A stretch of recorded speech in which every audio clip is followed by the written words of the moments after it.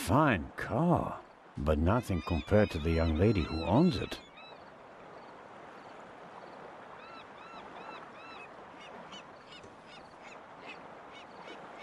Who could she be?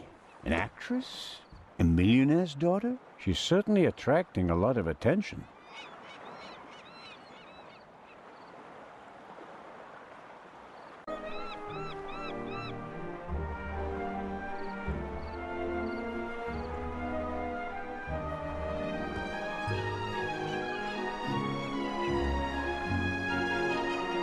I'll take an inconspicuous look up close.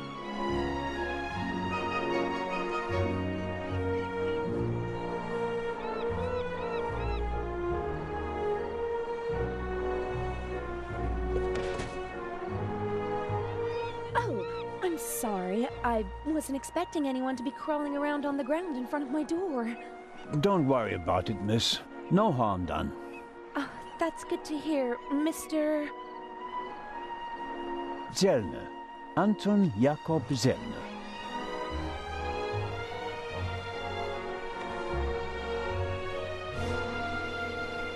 May I ask your name? Patricia Mayers. Are you American? I am. Could you help me, please? Certainly.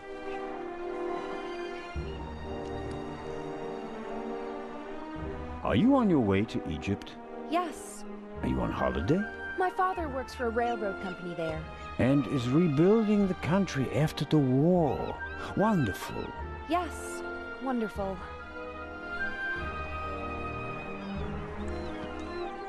One more.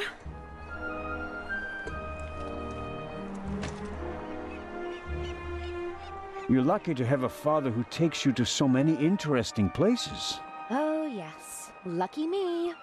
Aren't you interested in Egypt? The pyramids, the history. I would have been more interested in a father who doesn't travel 300 days a year.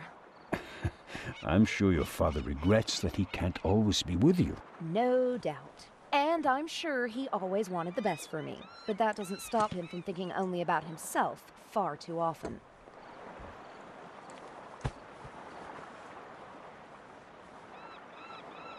Bring my luggage on board, please. Excuse me? It was a pleasure meeting you, Constable Zellner.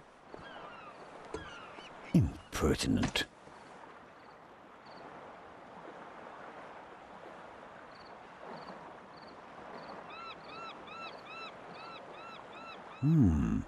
Is the doctor afraid to board the ship? Hello, Dr. Gebhardt. Ah, the hero of the hour. The hero of the hour, but out of work soon. Oh, you won't be a policeman anymore? Yes, but on my old beat, which is almost as good as being out of work. I understand. Is your new job bothering you? On the contrary, I wasn't sure whether I made the right decision until now. I'm from the Black Forest, you know. There are only mountains there. No ships. But now... the salty breeze, the atmosphere... I think I want to stay at sea forever. The sea is one thing, the passengers are another. It will be okay.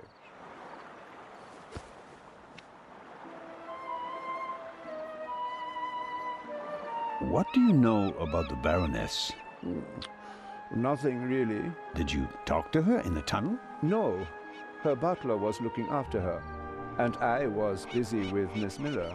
As you can imagine, it was a shock for her to see her son rolling away on a burning train.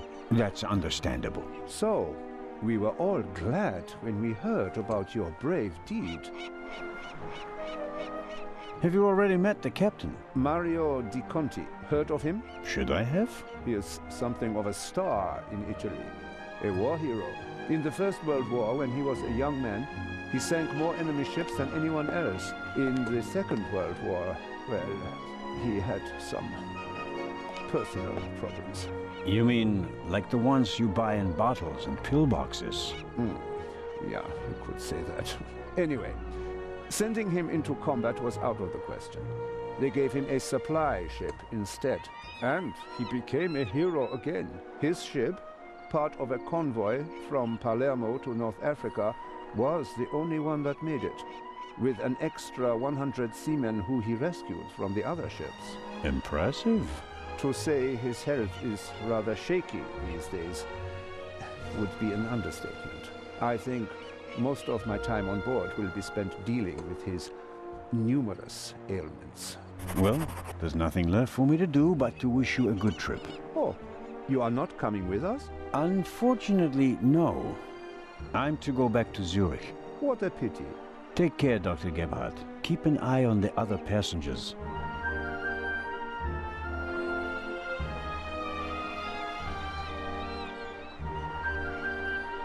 Oh, I just remembered. We found these in the tunnel. Are they yours? I'm afraid so. Strophantine, do you have heart problems? Maybe it's for the best that you're not coming along. Too much excitement could be bad for your health. You mean if I don't do anything, I'll probably have a few more years to live? That's right. Keep your chin up.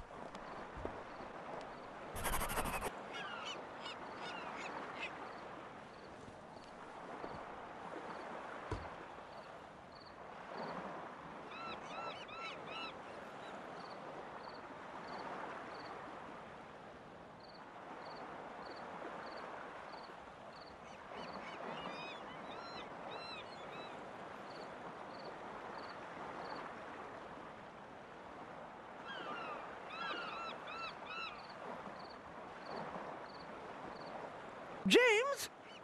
James! Where on earth are you? Hello, Baroness. Ah, Inspector. Constable. Poppycock. You won't be a constable much longer. When they find out how you rescued that little boy, they'll have to promote you to Inspector. Very kind of you to say so, Baroness. I hope you survived the adventure in the tunnel unharmed. Scandalous. You book a first-class cabin, and then you're walking on the rails. Huh. They wanted to bundle me off in a bus without my luggage. The circumstances, madam. I insisted on a limousine and didn't leave until all my luggage was recovered. Did you know that the real Eye of the Sphinx wasn't even on the train? I had no idea. Inspector Legrand seems to prefer to keep me in the dark, although I'm the one paying for all of this. The inspector is ensuring the safety of the Eye. Well, obviously. All the same, it was you who did the real work on the train. I hope that the remainder of your trip to Cairo will be less stressful. You aren't coming with us? I'm afraid Inspector Legrand doesn't want my company. Fiddle faddle! You found my purse while he just sat on some boxes, guarding the bomb that nearly killed us all. I want you to come with us. I'd like that as well, but... I'll speak to the captain and bear the costs. Baroness, I don't know... No trouble. I'll see to it. Now, where's my damned butler? James, there you are. Is the inspector to carry my luggage onto the ship all by himself? Well, actually... Baroness? Baroness, can you hear me? She fainted. No.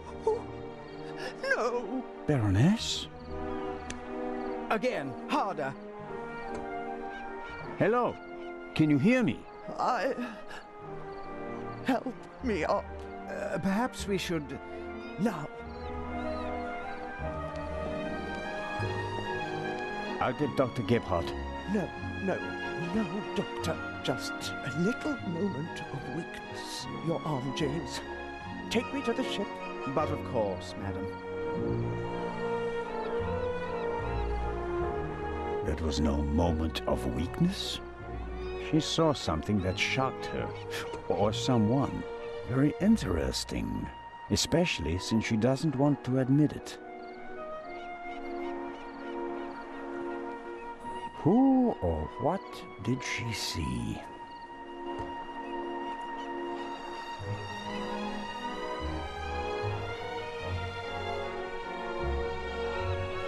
Neither of them seems to have noticed what happened down here. You'll have a tough time with her. How does one get aboard without a ticket? Not brilliant, but it's a possibility.